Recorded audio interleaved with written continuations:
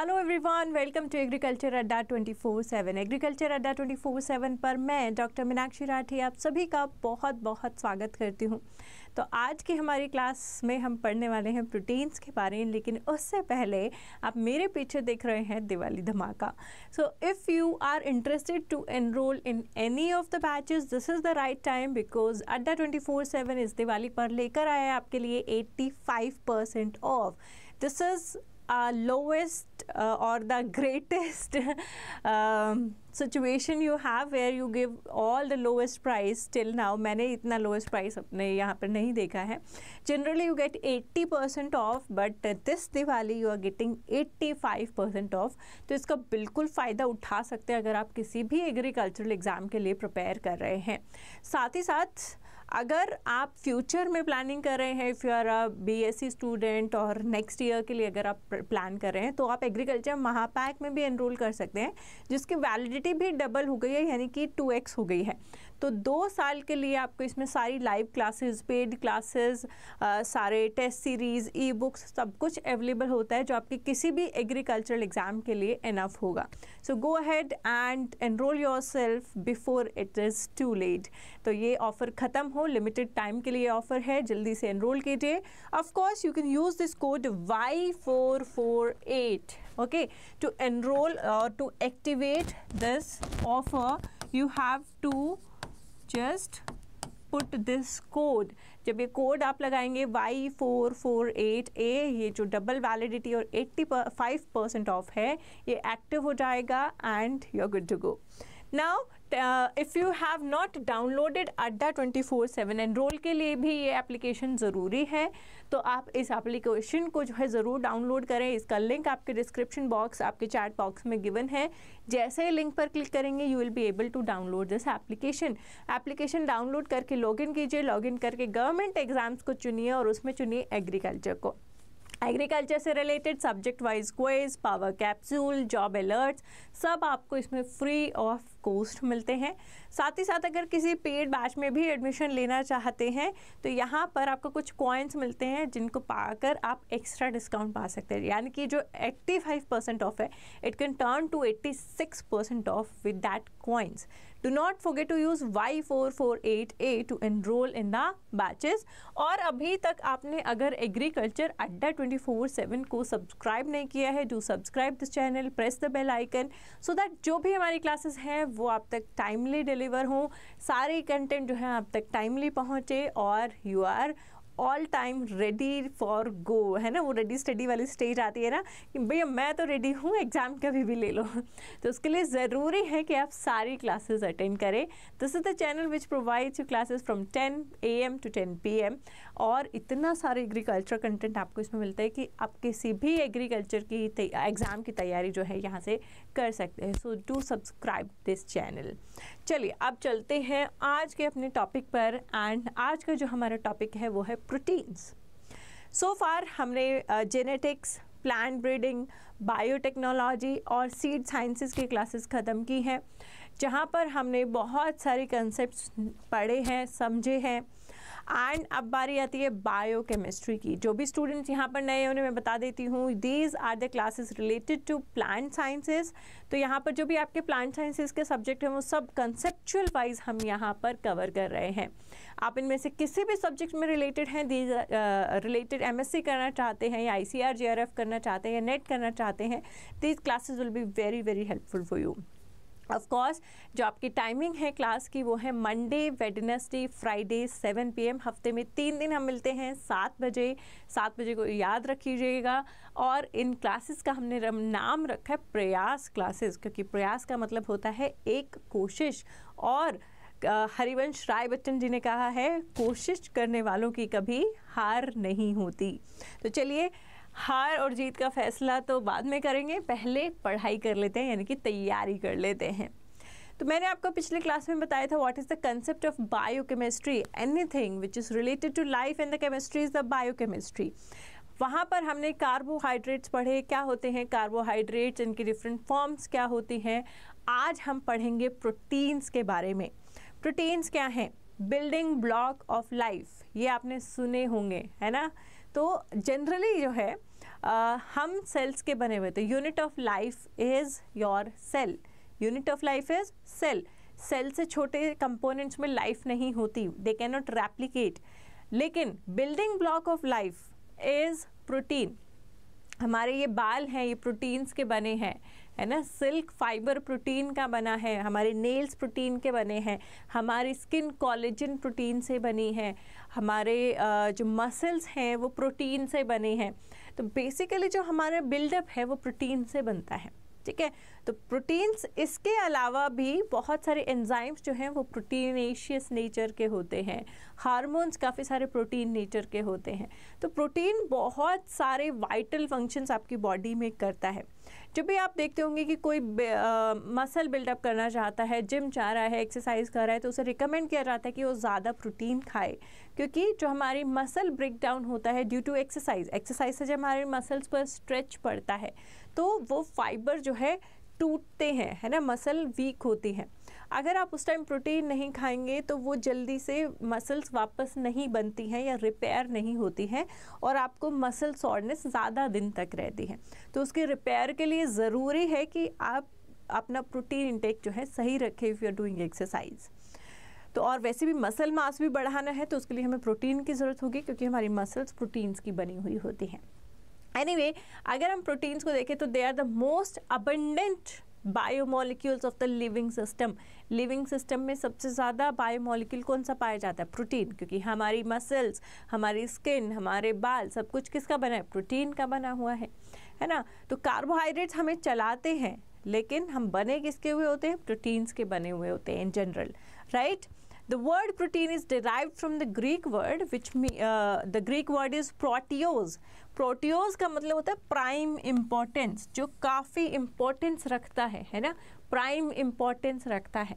तो इसका जो ओरिजिन है वो प्रोटियोज शब्द से हुआ है, जो कि एक ग्रीक शब्द है जिसका मतलब होता है प्राइम इम्पोर्टेंस। और जितने भी प्रोटीन्स होते हैं, अगर हम डिफाइन करें कि प्रोटीन क्या है, जैसे मैंने कार्बोहाइड्रेट्स बताया था, इट्स कार्बन एंड हाइड्रोजन्स, है ना। तो ऐसे ही प्रोटीन्स क्या है?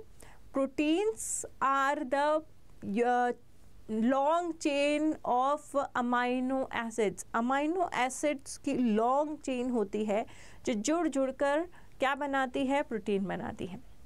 जैसे कि एक माला में आप मोती पिरोएंगे तो माला में एक मोती एक अमाइनो एसिड है, दूसरा मोती दूसरा अमाइनो एसिड है, और आप जब उसको पिरोते चले जाएंगे तो वो एक लंबी सी माला बन जाएगी। तो the Mala is the protein, लेकिन एक एक मोती उसमें क्या है? अमाइनो एसिड है। तो प्रोटीन क्या है? अमाइनो एसिड से बनी हुई एक चेन होती है। यहाँ पर देखिए, ये आपके 2 अमाइनो एसिड्स हैं और यहाँ पर ये दोनों अमाइनो एसिड जो है क्या हो गए हैं? बाइंड हो गए हैं। बाइंड होकर ये एक वाटर मॉलिक्यूल रिलीज़ करते हैं और इसी तरीके से डिफरेंट अमाइनो एसिड्स जुड़ते चले जाते हैं और एक लंबी चेन बना लेते हैं। ट्रांसलेशन में ये अमाइनो एसिड्स कैसे जुड़ते हैं ये हम पढ़ चुके हैं, लेकिन फिर भी एक थोड़ा सा आपको याद दिला देती हूँ, है ना। तो होता क्या है, I need actually a plane, let's, यहाँ पर कहीं दिखने वाला नहीं है ये, है ना। ये ओपन करते हैं। हाँ, तो एक बार आपको थोड़ा सा रिमाइंड करा देती हूँ, है ना। वैसे आप लोगों को अगर डिटेल में पढ़ना है ट्रांसलेशन कैसे होता है तो उसकी हमने फुल क्लास ली हुई है, वो क्लास आप ज़रूर देखिएगा, है ना। तो होता क्या है कि हमारे पास यहाँ पर mRNA होता है, राइट, mRNA होता है। इस mRNA पर कोडोन्स होते हैं, यानी कि ATGC की सीक्वेंसेस होते हैं जो ट्रिपलेट में पढ़ी जाती हैं। तो मान लीजिए यहाँ पर कोडोन है AUG, ठीक है। तो यहाँ पर एक tRNA आकर जुड़ता है, this is a tRNA, right. अब इस tRNA पर यहाँ A की जगह क्या होगा, G की जगह क्या होगा और C की जगह क्या होगा? तो यहाँ पर होगा C, यहाँ पर A, यहाँ पर U, यानी कि UAC। तो जहाँ हम इसको बोलते हैं कोडोन, हम इसको बोलते हैं एंटी कोडोन, एंटी कोडोन। और ये क्या होता है? tRNA, right. इस tRNA पर एक अमाइनो एसिड होता है। जिस tRNA पर एक अमाइनो एसिड चिपका होता है उसको हमको बोलते हैं चार्ज्ड tRNA, ठीक है। और साथ ही साथ यहाँ पर क्या होते हैं? राइबोसोम्स होते हैं। यहाँ पर राइबोसोम्स अटैच होते हैं इस तरीके से, ठीक है। अब दूसरा tRNA जब आता है, ठीक है, यहाँ पर दूसरा tRNA आता है, वो दूसरा अमाइनो एसिड लेकर आता है। इन दोनों अमाइनो एसिड्स के बीच पेप्टाइड बॉन्ड बनता है और ये दोनों अमाइनो एसिड्स जुड़ जाते हैं और इस तरीके से ये चेन जो है बनती चली जाती है, ठीक है। तो एक अमाइनो एसिड, दूसरा अमाइनो एसिड, तीसरा अमाइनो एसिड, इस तरीके से ये जुड़ता चला जाता है। ये जो बॉन्ड होता है इसको हम पेप्टाइड बॉन्ड कहते हैं, जो दो अमाइनो एसिड्स को जोड़ता है। और जब ये पेप्टाइड बॉन्ड बनता है तो रिलीज क्या होता है, एक वाटर मॉलिक्यूल रिलीज होता है, ठीक है।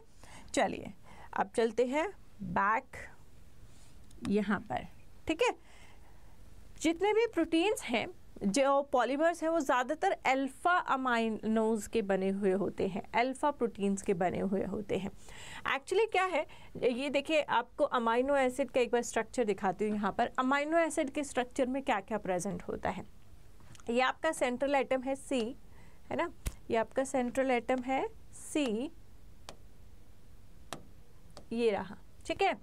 इस सेंट्रल एटम के यहाँ पर एक कार्बोक्सिल ग्रुप लगा होता है। कार्बोक्सिल ग्रुप मतलब COOH। कार्बोहाइड्रेट्स में दो फंक्शनल ग्रुप होते थे, CHO यानी कि एल्डोज या फिर कीटोज, है ना। तो यहाँ पर उसी तरीके से कार्बोक्सिलिक ग्रुप लगा है COOH और दूसरी तरफ अमाइन ग्रुप लगा है NH2, ठीक है। तो these are the amine group and carboxylic group और ये होती है साइड चेन, ठीक है। R means side chain. Side chain कितनी भी बड़ी हो सकती है, कितनी भी छोटी हो सकती है, यानी कि इसकी जगह CH3 भी प्रेजेंट हो सकता था तो ये यहीं पर ख़त्म हो जाएगा। CH2 प्रेजेंट होगा, फिर नीचे CH3 प्रेजेंट होगा, ऐसे ही चेन कितनी भी बड़ी हो सकती है। R का मतलब होता है एक चेन प्रेजेंट है कार्बन और हाइड्रोजन के एटम की, राइट। तो यहाँ पर ये दो ग्रुप मेन है, amine group and carboxylic group. कभी कभी क्या होता है, अमाइनो एसिड्स में ये कार्बोक्सिलिक ग्रुप जो है ये अपना हाइड्रोजन एटम इसको डोनेट कर देता है ना, क्योंकि दोनों एक ही मॉलिक्यूल में है। तो जब ये ऐसा होगा तो यहाँ पर पार्शियल नेगेटिव चार्ज आ जाता है और यहाँ पर पार्शियल पॉजिटिव चार्ज आ जाता है। तो ये मॉलिक्यूल चार्ज मॉलिक्यूल होता है। हालांकि जो पूरा अभी भी इस पे जो नेट चार्ज है वो ज़ीरो है, ठीक है, नेट चार्ज अभी भी ज़ीरो है, लेकिन ये पोल नेगेटिव शो हो रहा है और ये पोल पॉजिटिव शो हो रहा है ना। तो ये पार्शियल चार्ज की वजह से ऐसा हो सकता है, ठीक है।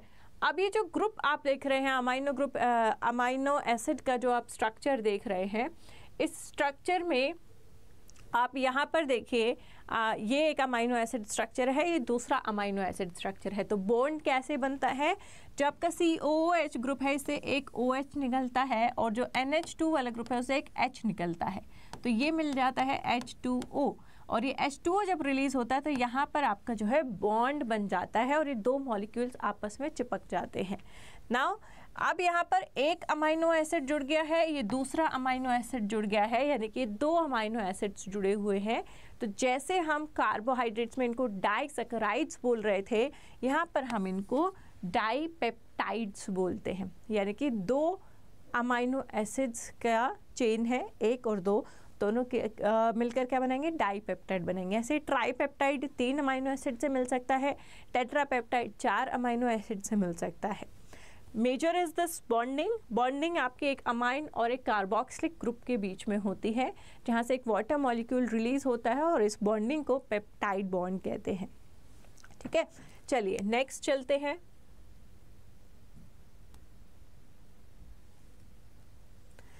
Classification. Classification of amino acid can be acidic, basic और न्यूट्रल, यानी कि आपका अमाइनो एसिड बेसिक हो सकता है, न्यूट्रल हो सकता है या फिर एसिडिक हो सकता है। Again this is based on the COOH group and amine group.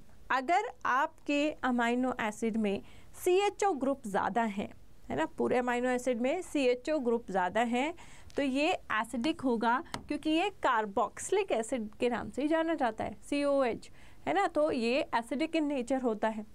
अगर आपके ग्रुप में अमाइन ग्रुप ज़्यादा होंगे, है ना, तो वो क्या हो जाएगा, बेसिक ज़्यादा होगा।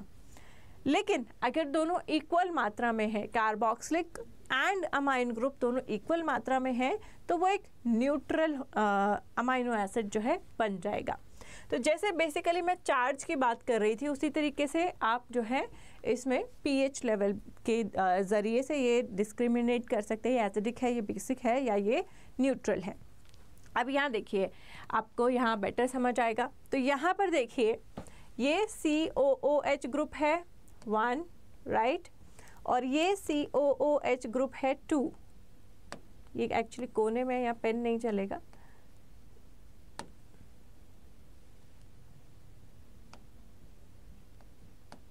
COOH ग्रुप कितने हैं? 2 हैं। कार्बोक्सिलिक ग्रुप कितने हैं? 2 हैं। और अमाइन ग्रुप कितना है? 1 है।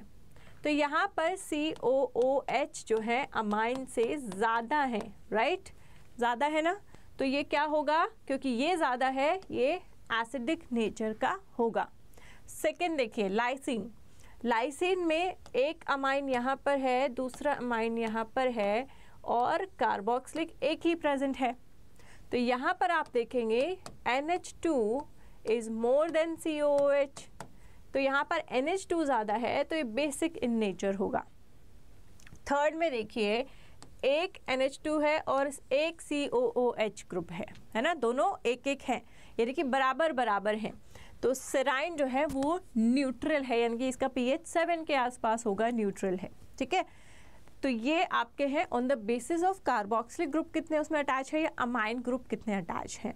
तो आप यहाँ पर देखिए जो आपके COOH ज़्यादा होगा तो एसिडिक होगा, एग्जाम्पल है एस्पारिन and ग्लूसीन।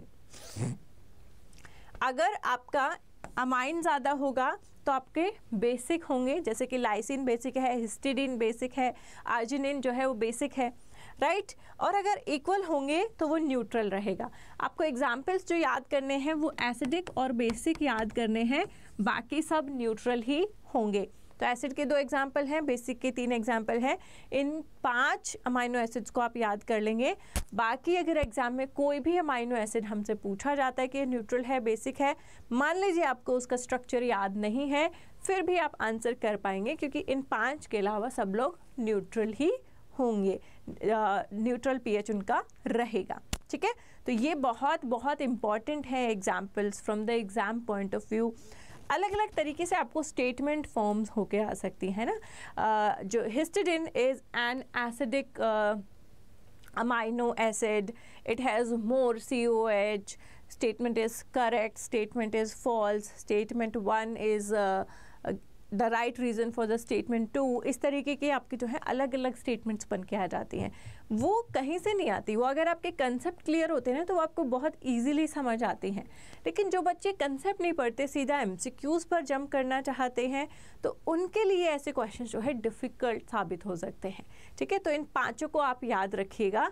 Acidic is your asparin and glucine and basic is your lysine, histidine and arginine, ठीक है। ये आपको याद रखने हैं। चलिए अब आते हैं अमाइनो एसिड्स को। हम कुछ को कहते हैं एसेंशियल अमाइनो एसिड्स, कुछ को कहते हैं नॉन एसेंशियल अमाइनो एसिड्स। ये दोनों टर्म आपने सुनी होंगी। ये किस बेसिस पर बोला जाता है?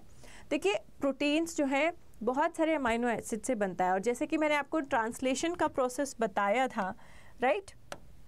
तो इसमें होता क्या है, ट्रांसलेशन के प्रोसेस में हमारे पास कोडोन्स यानी कि ट्रिपलेट्स होते हैं, वो डिफरेंट अमाइनो एसिड्स प्रोड्यूस करते हैं। जैसे यहाँ पर मैंने बताया आपको AUG है, तो AUG किसको करेगा?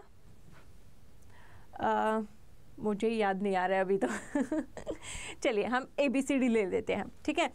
तो AUG जो कोडोन है ये आपका एक अमाइनो एसिड प्रोड्यूस करता है, राइट। दूसरा आपका कोई भी कोडोन है CUA, ये कोई और अमाइनो एसिड प्रोड्यूस करता है। लेकिन अमाइनो एसिड्स जो है सारे आपकी बॉडी में प्रोड्यूस इस तरीके से नहीं किए जा सकते, ठीक है। तो जो आपके सारे अमाइनो एसिड्स हैं वो प्रोड्यूस अगर नहीं किए जा रहे हैं तो कुछ आपको डाइट में चाहिए होंगे, राइट। तो कुछ अमाइनो एसिड्स तो आपकी बॉडी खुद बनाती है, तो और कुछ जो हमें डाइट से लेने पड़ते हैं। जो अमाइनो एसिड्स हमें खाने से लेने पड़ते हैं, डाइट से लेने पड़ते हैं, उन्हें हम कहते हैं एसेंशियल अमाइनो एसिड्स, क्योंकि वो खाने में लेने ज़रूरी हैं, डाइट में इंक्लूड करने ज़रूरी हैं, तो उनको हम क्या कहते हैं? Essential amino acids. वहीं अगर हमारे खाने में हमें लेने की ज़रूरत नहीं है, हमारी बॉडी उन्हें खुद सिंथेसाइज करती है, तो हमें टेंशन लेने की ज़रूरत नहीं है मेरे खाने में वो अमाइनो एसिड है नहीं है, क्या नहीं है, है ना, क्योंकि वो मुझे मेरी बॉडी खुद सिंथेसाइज कर लेती है। तो उनको हम क्या कहते हैं, नॉन एसेंशियल अमाइनो एसिड्स। तो जो अमाइनो एसिड्स हमें डाइट में नहीं लेने पड़ते वो नॉन एसेंशियल अमाइनो एसिड्स होते हैं, जो हमें डाइट में लेने पड़ते हैं वो एसेंशियल अमाइनो एसिड्स होते हैं।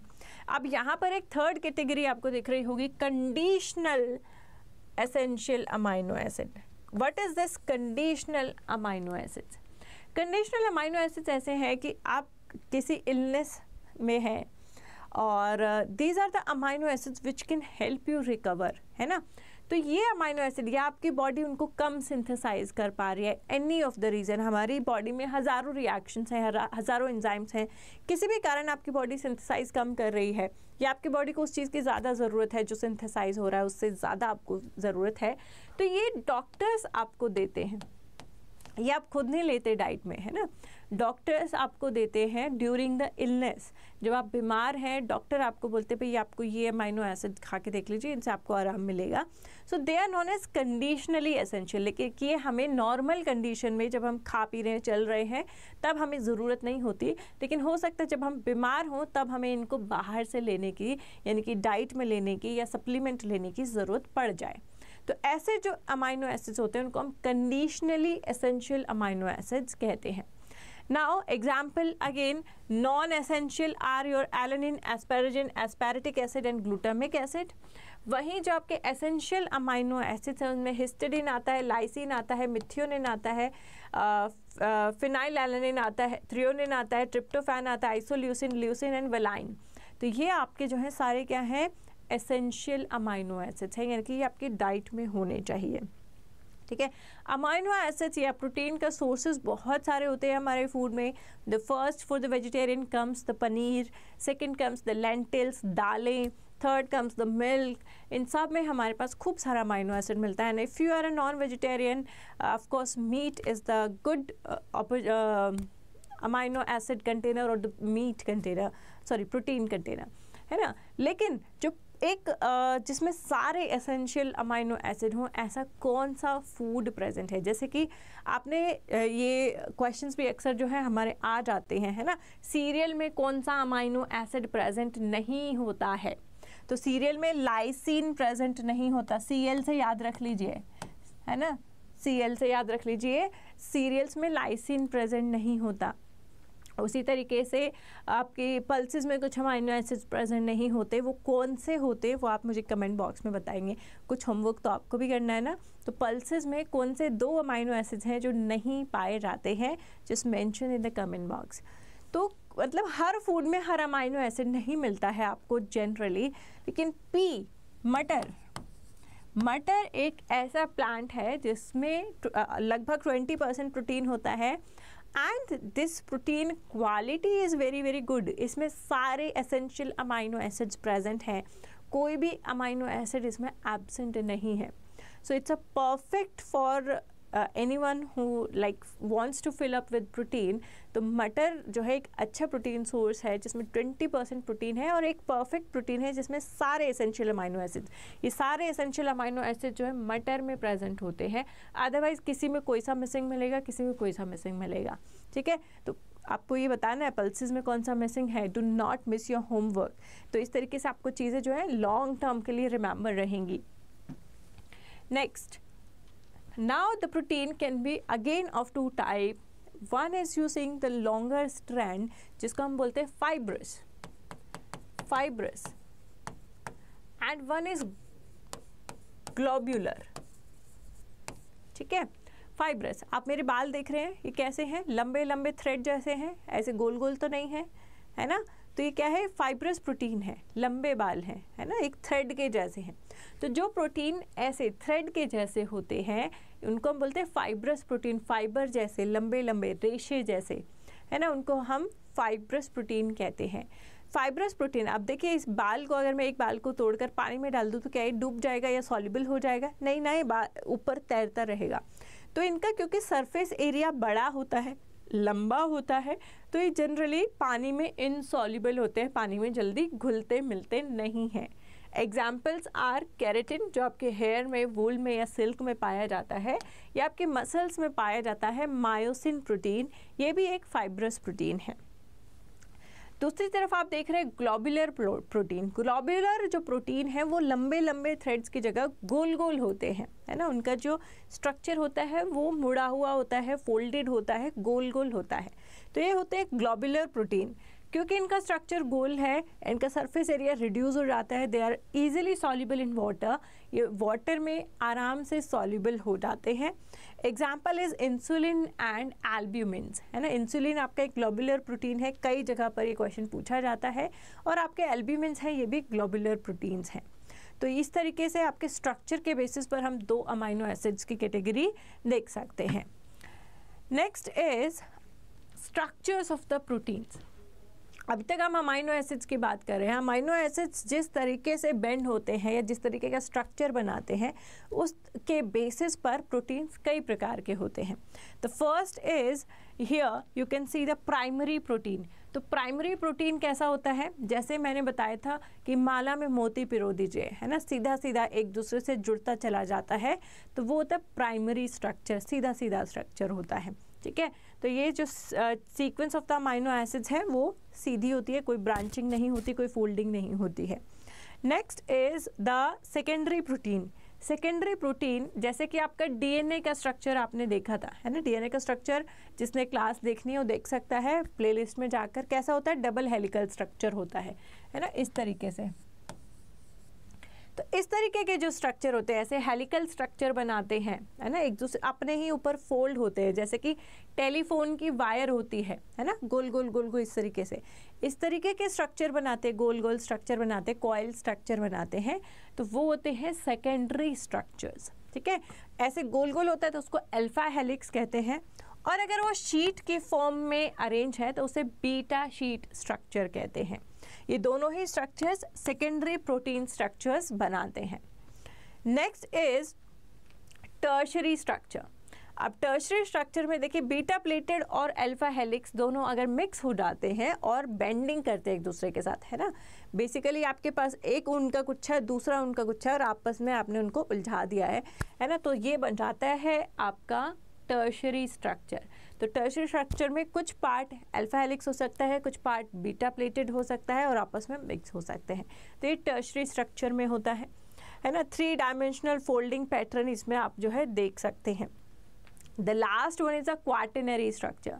ये जो टर्शरी स्ट्रक्चर बना है ये कई बार 2-3 टर्शरी स्ट्रक्चर्स या ग्लोबुलर प्रोटीन के शेप में जो आया है कि एकदम फोल्ड होकर स्ट्रक्चर है, और इस तरीके के 2-3 प्रोटीन आपस में मिलकर एक बड़ा प्रोटीन मॉलिक्यूल बना रहे हैं, तो इसे क्वाटरनरी प्रोटीन स्ट्रक्चर कहते हैं, है ना। आप ये देख रहे हैं, एक लाइट ग्रे एक डार्क ग्रे है, दोनों इस तरीके के स्ट्रक्चर हैं, टर्शरी स्ट्रक्चर हैं, और ये 2 टर्शरी स्ट्रक्चर मिक्स होकर एक बड़ा प्रोटीन मॉलिक्यूल बना रहे हैं, तो उसे क्वाटरनरी स्ट्रक्चर कहते हैं। So these are the classification on the based of the structure of the protein. Then your globular and fibrous protein, or it can be essential amino acids or non-essential amino acids. तो इनकी basis पर ये जो है categorisation हम कर सकते हैं। अमाइनो एसिड्स में एक अमाइन ग्रुप होता है और एक कार्बोक्सिलिक ग्रुप होता है। कार्बोक्सिलिक ग्रुप नेगेटिव चार्ज हो सकता है अगर वो अपना हाइड्रोजन बॉन्ड अमाइन ग्रुप को दे दे, जिसकी वजह से हमारे जो भी मॉलिक्यूल्स हैं उन पर पार्शियल चार्ज डेवलप हो जाता है, ठीक है। तो चलिए ये क्लास जो है हम यहीं पर समाप्त करते हैं।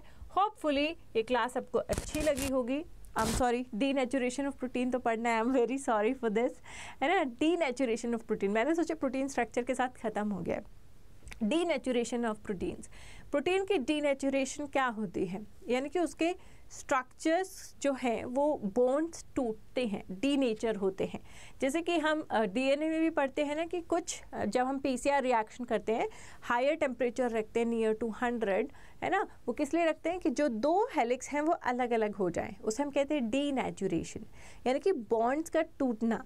तो उसी तरीके से जब प्रोटीन्स हैं वो प्रोटीन्स अपनी फोल्डिंग खोलते हैं, बॉन्ड्स टूटते हैं, उस प्रोसेस को डीनेचुरेशन कहते हैं। तो यहाँ पर देखिए जो आपके प्रोटीन्स हैं जो बायोलॉजिकल जिस तरीके से वो प्रेजेंट हैं आपके शरीर में, जिस तरीके से प्रेजेंट हैं, जो उसका नेचुरल फॉर्म है उसको हम क्या कहते हैं, नेटिव फॉर्म या नेटिव प्रोटीन। वो जिस भी स्ट्रक्चर में ग्लोबुलर है, फाइब्रस है, तो वो क्या नेटिव प्रोटीन है ना। उसके बाद जब आप टेम्परेचर चेंज करते हैं, यानी कि टेम्परेचर मान लीजिए आप राइज कर रहे हैं तो, या कोई केमिकल चेंज आप करते हैं, पीएच चेंज करते हैं, तो उसकी वजह से क्या होता है, हाइड्रोजन बॉन्ड्स डिस्टर्ब होते हैं, बॉन्ड्स टूटते हैं, है ना। और जब हाइड्रोजन बॉन्ड्स डिस्टर्ब होते हैं उसकी वजह से अनफोल्डिंग होती है ना। हेलिक्स गेट अनकॉइल्ड, हेलिक्स जो है वो सीधा हो जाएगा, अनकॉइल्ड हो जाएगा, ग्लोबुलर जो है वो अनफोल्ड हो जाएगा, यानी कि कुछ बॉन्ड्स टूटते हैं और ये प्रोटीन जो है खुलने लग जाते हैं। इसको हम कहते हैं डीनेचुरेशन ऑफ प्रोटीन। जब ये बॉन्ड्स खुलते हैं, टूटते हैं और मॉलिक्यूल थोड़ा सिंपल और खुला हुआ बन जाता है तो उसको हम डीनेचुरेशन ऑफ प्रोटीन कहते हैं, ठीक है। ये जो डीनेचुरेशन ऑफ प्रोटीन है ये हाइड्रोजन बॉन्ड्स के टूटने की वजह से होता है। एंड अगर मैं कहूँ कि आपने डीनेचुरेशन ऑफ प्रोटीन कहाँ देखा है अपनी डे टू डे लाइफ में, तो सबसे पहली चीज़ जो आपको याद आती है वो अंडा याद आता है ना। लेकिन हम इसको कहते हैं coagulation of protein. Now what is the difference between coagulation and denaturation? Denaturation is the bond का टूटना, डीनेचर होना। ये बॉन्ड टूटने के बाद अलग तरीके से अगर अपनी लिंकिंग कर लेते हैं, यानी कि क्रॉस लिंकिंग कर लेते हैं, तो उस टाइम पर एक अलग स्ट्रक्चर बन सकता है जो पहले से डिफरेंट होगा, तो उसे कहेंगे कोएगुलेशन ऑफ प्रोटीन। तो यहाँ पर देखिए जब आपने अंडा फोड़ा तो उसका प्रोटीन कैसा है, ऐसा है। नेटिव प्रोटीन कैसा है, एल्ब्यूमिन प्रोटीन है। सब गोल गोल से आपको जो है प्रोटीन के स्ट्रक्चर्स दिख रहे हैं, डिफरेंट डिफरेंट। जब डीनेचर हुआ, यानी कि जब आपने नीचे से गैस ऑन किया और उसको हीट मिली, तो आप इस तरीके से सेमी सॉलिड स्ट्रक्चर्स देखते हैं, तो ये होता है डीनेचुरेशन। डीनेचुरेशन में बेसिकली आपके जो ग्लोबुलर प्रोटीन है वो लंबे लंबे थ्रेड्स में चेंज हो गए हैं, उनके बॉन्ड्स टूट गए हैं, अनफोल्डिंग हो गई है। लेकिन आप फर्दर जब हीट प्रोवाइड करते हैं तो इनके बीच में क्रॉस लिंकिंग हो गई, या अभी इंडिविजुअल थे, अभी आपस में जुड़ गए हैं, है ना। तभी तो वो अंडा पूरा एक साथ पलट पाते हैं हम, क्योंकि वो आपस में पूरा एक शीट की तरह जुड़ जाता है। अगर वो जुड़ेगा नहीं तो नहीं पलटा जाएगा, है ना।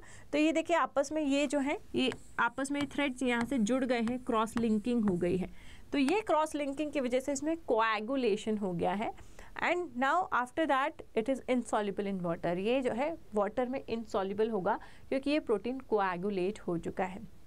बहुत सारे प्रोसेस में, जैसे कर्ड मेकिंग है, उसमें भी कोएगुलेशन ऑफ प्रोटीन होता है, एग्स में होता है। तो somewhere denaturation is not reversible, ये रिवर्सिबल नहीं होता ऐसा लोग कहते हैं, बट कुछ केसेस में डीनेचुरेशन रिवर्सिबल भी होता है, ठीक है। So it is not always irreversible, but generally denaturation is the process which is irreversible. अंडा एक बार बन गया तो उसको दोबारा तो आप ऐसे लिक्विड फॉर्म में नहीं लेके आ सकते ना, तो ये इरिवर्सिबल होता है, ठीक है। So this is the denaturation of protein. So now the class is over, and if you are planning your any of the batches, चाहे आप IBPS AFO के लिए प्रिपेयर कर रहे हैं, अपनी मास्टर्स के लिए प्रिपेयर कर रहे हैं, या किसी और एग्ज़ाम के लिए प्रिपेयर कर रहे हैं, जैसे कि नेशनल सीड कॉर्पोरेशन, इफ़को, जो भी आपके एग्रीकल्चर रिलेटेड एग्जाम्स हैं, तो आप एग्रीकल्चर महापैक में एनरोल कर सकते हैं। साथ ही साथ इंडिविजुअल बैचेस भी हैं, जैसे आपको ठीक लगे वैसे एनरोल कर सकते हैं। And you have 85% of and double validity this Diwali. And ये दिवाली तक ऑफर नहीं रहने वाला है, लिमिटेड ऑफर है। 85% ऑफ पहली बार आया है, तो इसका बिल्कुल फ़ायदा आपको उठाना है। Y448 लगा के आपको 8A लगा करके आपको जो है किसी भी बैच में एनरोल करना है। 85% ऑफ एंड डबल वैलिडिटी जो है एक्टिवेट हो जाता है। तो यहाँ पर जो आपको प्राइस दिख रहा है 7,359, दैट इज़ ऑन 77% ऑफ। ये 77% ऑफ जो है, तो ये प्राइस जो है आपका ऑलमोस्ट 6,000 के आसपास आ जाएगा, नॉट 7,359 एट 85% ऑफ। इसके लिए आप जो है एप्लीकेशन डाउनलोड करें और अपना जो है एनरोलमेंट ज़रूर करवाएं। Thank you so much guys, good bye and take care. अपना ख्याल रखिएगा। Best wishes from my side. Keep smiling, keep reading, stay tuned with me, and we will meet on Fridays 7 PM.